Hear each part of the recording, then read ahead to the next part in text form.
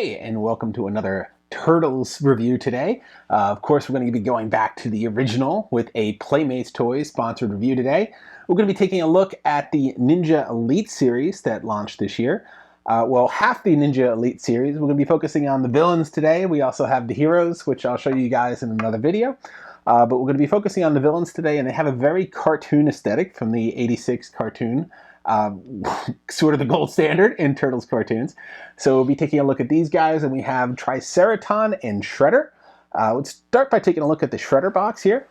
You can see immediately he kind of has a cartoon look to him. Very sort of bright colors on him kind of pop out of it, as opposed to the traditional looking Shredder, the shirtless, muscular Shredder that we saw was the original Playmates standard figure, and the Ultimates figure based on that as well. And you can see just a little bit of the cartoonish artwork on there with the turtles, and you have Triceraton there on the one side. And then on the back, it just tells you a little bit about the points of articulation. This one has 34 points. And then it just goes a little bit over the sort of just the story of what's going on with these characters here. So not much beyond that, but it's nice seeing that this very cartoonish style artwork on here. And same with the Triceraton figure. Taking a look at his box again, you can see very cartoonish look to him. He's got those bright colors, those exaggerated features from the cartoon. So immediately you can tell this is not like the standard release of the figure. And the same design on the back, but this one only has 18 points of articulation. We'll figure that out in a second where the difference is. My thought he's just a little bigger, a little clunkier. He's not going to be have as many fine points as Shredder, but we'll try to spot the differences as we look at these guys. So why don't we get right into it? I'm going to start with Shredder just because main bad guy, kind of have to. If we're doing villains, I mean, there's no other well-known villain than Shredder in the Ninja Turtles universe, or in a lot of universes. I think a lot of people know who Shredder is despite not being a Turtles hardcore fan. So these just kind of open, and they kind of have that aesthetic like you see a lot of the DC or the Marvel or the Star Wars figures. It's a very similar design of the box, although these are window box and those are going plastic-free packaging. So we have a couple of accessories here. This little pizza knife, I kind of call it, is kind of harks back to the original 80s accessories. It's this very kind of daggerish knife with the handle here. It was kind of included with the Turtles too to give them a little bit more value, because otherwise they would have just had their own individual accessories. So you get a little bit more with this. Same with this little mini jabbing knife there. And then this hook knife, I also recall seeing this packaged with a lot of the Turtles. It's like a little Reaper, a straight knife, and then a hook knife on it. And then Shredder, of course, comes with his iconic long sword that you usually see him with in the video games, and you see him with a lot in the television show.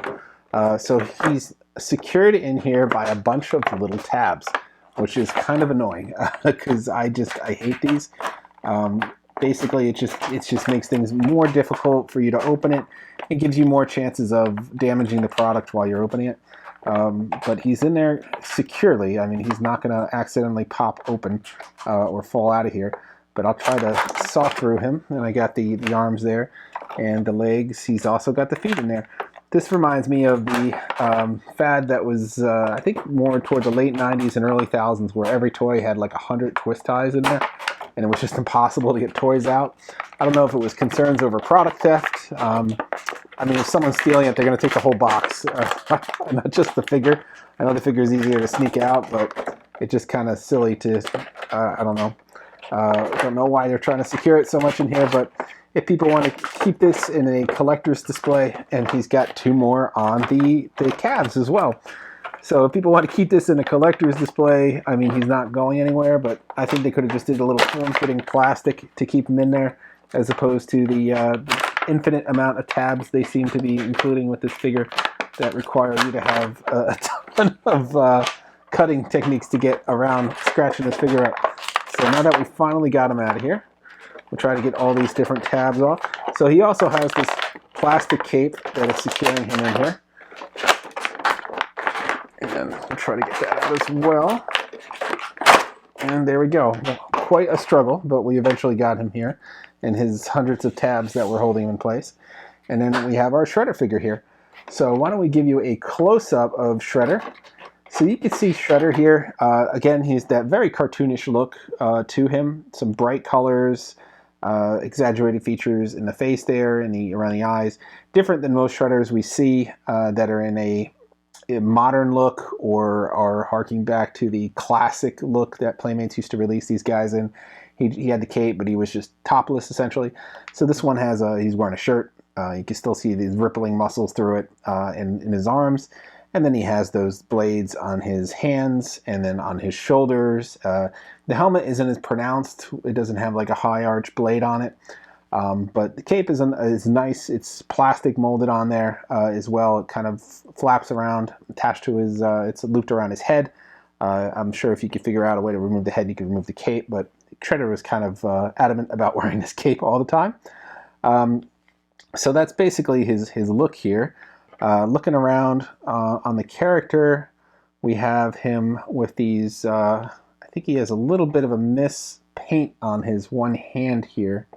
A little over application of paint. I don't think that's supposed to be on there. But other than that, everything else seems pretty tight in terms of paint applications. These pieces of armor are kind of layered on. This is not molded onto him. This was attached after the fact, so it gives it a little depth there. Same with his sort of cloth here over the front. And the shoulder pads and the wrist pads, they're all kind of attached on after the fact. So that's a nice little bit of layering. Same with the shoulder pads here. So let's look at the articulation. We'll try to figure it out. I don't know if I'll find out all the points, but the hand here rotates. And this is a closed hand, so you can't put any accessories in it. The arm has a double jointed elbow. The shoulder has multiple points of movement as well. And the armor here has articulation. So that might be why there's some extra articulation in this character versus the Triceraton. I don't see any additional articulation. Okay, so the wrist has articulation too, so it doesn't just turn. The wrist is articulated as well. He bends at the waist here, so you can see his upper torso moves. And he could turn side to side in addition to bending. And he's got his thigh movement here. It goes in and out, up and down. Double knee joints here, so he can get full range of motion. He's a ninja, he needs that full range of motion. And then we got ankle articulation as well. And then we got, that's it, just one. It's not on a ball joint. So we got ankle articulation. So a lot of articulation there in this figure, obviously more than we used to see on the original Playmates. So he's definitely a premium character at this point. And he's the Elite Series, so he's demanding a little bit more of a price.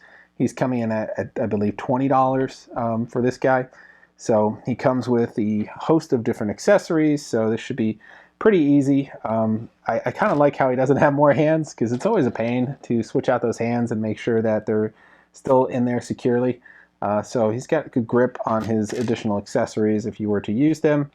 Although, like I said, he didn't really use much else in the show, as I recall.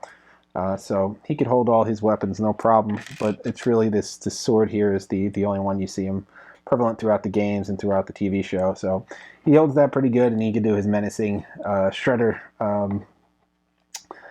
blades there on his arm. And he looks pretty good, I think, for the price point, for everything you're getting here. And he's got that great cartoon look, which we haven't seen anywhere else other than a neckline. So it's nice seeing Playmates do this as well. Hope we get a lot more characters in this cartoon line. I mean, this is classic, the 86 Turtles cartoon. A lot of us grew up with this, and this is kind of the gold standard. Seeing a guy like this 30 years ago when we were collecting these, or 40 years ago, depending on your age, is pretty awesome. I mean, to be able to have this level of detail and look in a character like this and still be rather simplistic in nature is pretty great. So it's kind of really cool to have these. I love seeing Shredder like this in his cartoon look again. So yeah, this is Shredder from the Ninja Elite series. Let's check out Triceraton from Dimension X there next. Well, with Triceraton, I learned from our experience opening Shredder just a moment ago how difficult it is, so I just jumped ahead and cut all the different pieces. So not only was Triceraton held in by all those tabs, but his weapons were as well. So extra secure or extra paranoia, not sure what it is. But as you see, I got him out a lot easier. So the only thing here with Triceraton is he comes in 2 pieces. I guess they want you attaching his tail separately. So that should be easy enough. I see a plug here, so I'm just going to pop it in. We'll see how difficult that is. No problem at all. Got in there, and I'm sure this tail will help out with balance. So why don't we check him out here? He looks pretty great. Again, those bright colors giving off that really good cartoon look to him. And he has that great detailing on him as well, where you can see the scales on his face and his body. Tight paint applications on this one. I don't see any mistakes. I love how they have the little tears in his pants on the side there. On the back, they got that little antenna on his back there. And his tail, like I was saying before, is you have to put it in, but it then acts as a nice extra part of articulation and is a balance for him as well. So you can get a little bit more depth in the posing there. So other than that, he has his 2 accessories, a little less than Shredder there, but these giant guns, so they kind of add it. I've said this in a lot of videos, but action heroes require 2 hands, 2-handed weapons, or I'm sorry, well, 2-handed weapons, but weapon in each hand, basically. You need to do double guns in order to be an action hero in the 90s, so Triceraton here could qualify with both his giant blasters here. These look pretty good, a ton of detail. A lot of the weapons back in the 80s and 90s were monochromatic. They were all just one color. There weren't multiple paint applications. So this is kind of fitting in with that look from back then as well. But this guy's got a lot of paint applications on him. You can see multiple colors, and you can see multiple different components that are attached, so it's not all one solid mold. The belt is molded on there, but this additional antenna on the back is not. And his little wrist gauntlets there are part of his arm as well, but the hands are kind of hanging outside of them. So it gives it a little layering. So his articulation is he's got a ball jointed head here.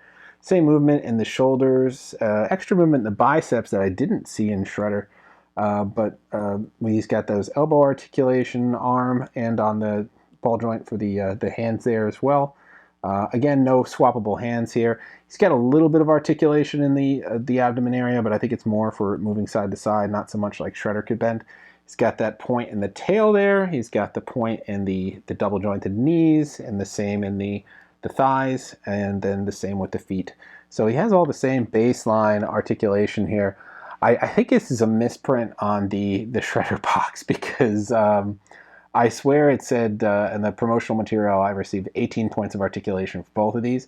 And I think where he has the bicep articulation, he has this shoulder armor articulation. So then that brings him into the same sort of amount of articulation. I think it's 18 points for each. So 34. So I can't find where all that hidden articulation is on Shredder. I don't see any additional points other than what Triceraton has here. So I think that's kind of, that's got to be a misprint. There's no way there's 34 points of articulation, unless there is a lot of hidden articulation I'm not seeing where each little blade moves, but that's not the case here. So Triceraton sporting the same amount of articulation, which is great, because Triceraton in the original lineup did not have 18 points of articulation. He did not look this good either. So this is a really nice design for him. I love this cartoon look again. I love the way he came out. I love his color scheme, and I love this tail, being able to use it just to keep him a little bit more stable. Although you can see, he's falling over as I'm doing it. You can see he is pretty stable without it. I mean, he doesn't need the tail, but it does give you that extra point of a contact to make him a little bit more stable in whatever setting you want to display him. So that's Triceraton. I think he's another great character adding to the line. Kind of curious why they went with Shredder and Triceraton first instead of like Shredder and Bebop or Rocksteady, some of the more mainline iconic characters. But he looks pretty good either way. I think he's an easy one to do in a cartoon kind of design. So he really kind of pays off if that's the what they were going for, is who to make look the most cartoonish.